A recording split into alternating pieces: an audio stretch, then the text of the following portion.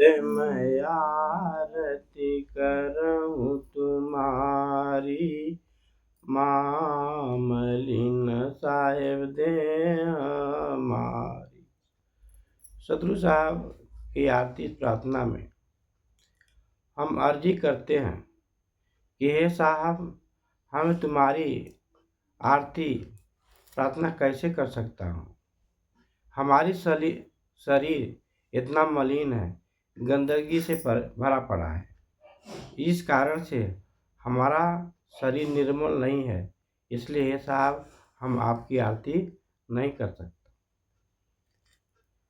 छूत ही से उपजा संसारा, मैं छुतिया गुण गाऊं तुम्हारा।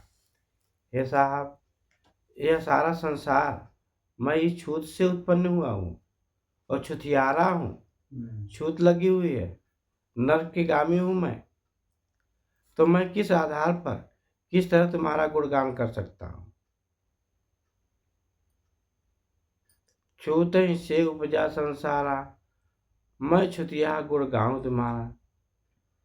कैसे मैं आरती करूं तुम्हारी, महामुनि साहब दे हमारी। दूसरी कड़ी क्या है। दिस द्वारे, कैसे मैं आऊं साहेब शरण तुम्हारे। हे साहब, हमारे दसों द्वारे से, दसों इंद्रियों से झरना झर रही है, नरक का पोटरी खुल रही है, नरक बह रहा है, मैं अशुद्ध हूँ। किस द्वार से तुम्हारे शरण में मैं आऊँ। झरना झर दसों द्वार से झरना झर रहा है, गंदगी का पात्र निकल रहा है, तो मैं किस तरह तुम्हारे शरण में आऊँ। जो प्रभुदेव अग्र की देही, है ना, जो प्रभुदेव अग्र की देही, तब हम पाऊ साहब नाम सनी। हे प्रभु, हे सदगुरु कबीर साहब, आप हमें अगर अग्र की देही, अग्र माने आगे का हिस्सा, सार शब्द जब हमें देंगे, हमें आदेश देंगे, हमें वह में पहचान कराएंगे, तभी हम उसे पा सकते हैं, तभी हम आपके शरण में आ सकते हैं। तब पाऊँ हम साहब नाम से नहीं, तभी हम उस नाम को पा सकते हैं, नहीं तो हम साहब पा नहीं सकते हैं। मलया गिर पर बसत भुअंगा, विषय अमृत रहे एक संगा।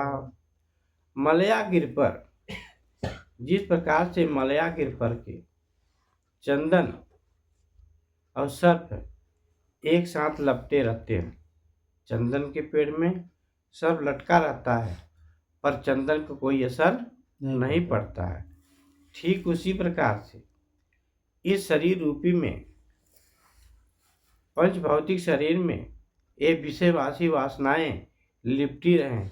अगर आपकी दया हो जाए तो ये विषय वासनाएं जो हमें परेशान करती हैं, ये परेशान करने की क्षमता नहीं रह जाएगी।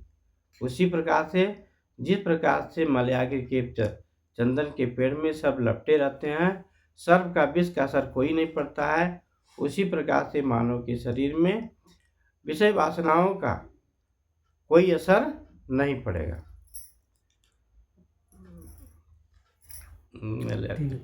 तीन का तोड़ी देऊं परवाना, तब हम पाओ साहेब पद निर्वाण। ये सतगुरु साहब, तिनका होता है तीन गुण। तिनका मतलब होता है तीन गुण, और तिनका मतलब होता है जैसे कोई पेड़ है, जैसे पेड़ है और काट दीजिए और थोड़ा सा जल पकड़े रहती है, हाँ, और हिलाइए, उसके विपरीत नहीं तो उसे गिराइए तो गिरता नहीं है। कहते हैं देखा तनी से पकड़े बा है, जो लगा तो गिरत नहीं बा है तो कट गया फूल, लेकिन तनी से पकड़े रच के पकड़ेगा। समझ रखना है बात क्या, समझ में होता। तिनका में थोड़ा सा, जरा सा, यानी वही तिनका, यानी 3 गुणों का थोड़ा सा फर्क है जो हमारी सूरत को उस 7 शब्द सूरत से रोक रही है, आड़ कर रही है, जिसे हमें दिखाई नहीं पड़ रहा। अगर वही आज हटा दीजिए, तोड़ दीजिए, विलीन कर दीजिए, तो हमें वो दिखाई पड़ने लगेगा। तो वही कहते तिनका तोड़ देव परवाना, उस 3 गुण को तोड़ दीजिए।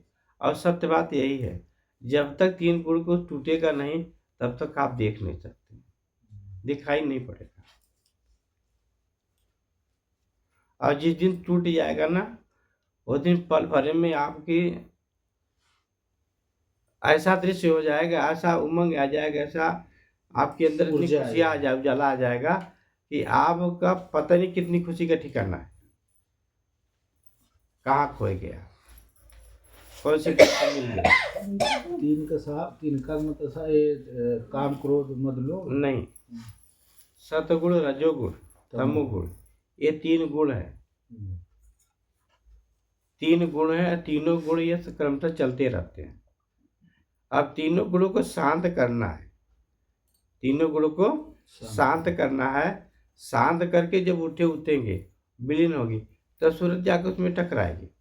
और जब तक वो शांत नहीं होगी ना, तो सूरज जाकर उसमें टकरा कर कोई जो जिस तत्व में रहेगा उस तरफ की वेग लेकर के भागता रहेगा। मन को बैठा करके सूरज लोग भागेगा, उधर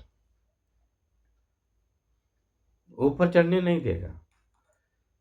चढ़ने की कोशिश करोगे, लेकिन वो जो बेग उसका रहेगा वो लेकर अपने जिस तरफ पानी नाली बहती ही है, पानी जाता है उस तरफ लेके भाग जाएगा। अब जब नाली अगर मिटा दिया जाए तो पानी फैल जाए, तुरंत है, सब जगह चली जाए। जो एक तरफ भागती है वो भागेगी नहीं। तिनका तोड़ दें परवान, तब हम पाऊ साहब पद निर्वाण, तब हम साहब उस पद को पा सकते हैं, अन्यथा आगे का है। धनी धर्मदास कबीर के बल गाजे, धनी धर्मदास कबीर बल गाजे, गुरु प्रताप से आरस साजे। धनी धर्मदास साहब ने आरती की इस प्रकार से, वह तीनों गुण को मेट करके, किसके प्रताप से? नाम के प्रकाश से, सदगुरु की कृपा से। सदगुरु ने रास्ता बताया, सदगुरु ने उपाय बताया कि 3 गुण को कैसे मेटा जा सकता है, कैसे मेट कर आप ऊपर चढ़ कर के डाक सकते हैं, उस शब्द में लीन हो सकते हैं। सदगुरु ने उनको बताया, उन्होंने डाक करके उस पद में समाहित हो गए। और जब तक 3 गुण को मेट नहीं सकते तब तक वह पद पर नहीं पहुंच। तो सदगुरु गुरु की कृपा हुई, उस पद पर उन्होंने पहुंच गए। ऐसे हमें भी हमारे गुरु की दया होगी। अब गुरु वही होता है जो हमें गुरु बताता है, उपाय बताता है, जुगाड़ बताता है कि इस तरह से बैठना है, इस तरह से हमें साधन अभ्यास करना है, इस तरह से हमें सूरत को चढ़ाना है। जो हमारी सूरत भागती है, इन 3 गुणों के कारण ही भागती है, और मन इसी पर विराजमान रहता है। अब पकड़ना है, पकड़ने को उपाय गुरु बताते हैं। हमें इन 3 गुणों के धारा में बहना नहीं है, पर 3 गुणों को पहचानना हमको जरूरी है। क्योंकि अगर हम इनको डाक के जाएंगे, जब तक इनको डाकेंगे नहीं तब तक हम पार नहीं करेंगे। अब जब अगर नहीं पहचानेंगे तो नाली में फंसेंगे कि नहीं फंसेंगे? इस नाली में नहीं पड़ेगा उस नाली, उस नाली में तो उस नाली में फंसेगा, पड़ेगा 3 गुण में पड़ेगा। अगर हम गुण को पहचान लेते हैं तो हम उस गुण को काट करके उसके आगे पैर रख करके निकल जाएंगे। जैसे 3 नाली है ना, अगर इस नाली को पेड़ पे डांड रख करके इस डांड पर से उस डांड पे चले जाएंगे, पानी नाली में डांड नहीं रखेंगे, पैर बच जाएंगे, फिर दूसरा पैर उठाएंगे तो अगले नाली में रख देंगे, बच जाएंगे, नाली में नहीं गिरेंगे। देखते रहेंगे तब रखेंगे, अगर नहीं देख पाएंगे तो पानी पड़ जाएगा। तो यही जब तक हम देख नहीं पाते हैं, तो सदगुरु साहब कहते हैं, ये युग बताते हैं कि देख करके पैर रख करके निकल जाओ, डाल जाओ।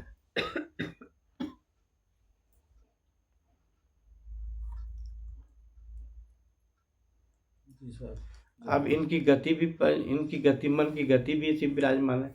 मन की गति को पहचानना है। मन जो दूर दौड़ रहा है, इतनी दूर भाग रहा है, अब भागेगा क्यों नहीं।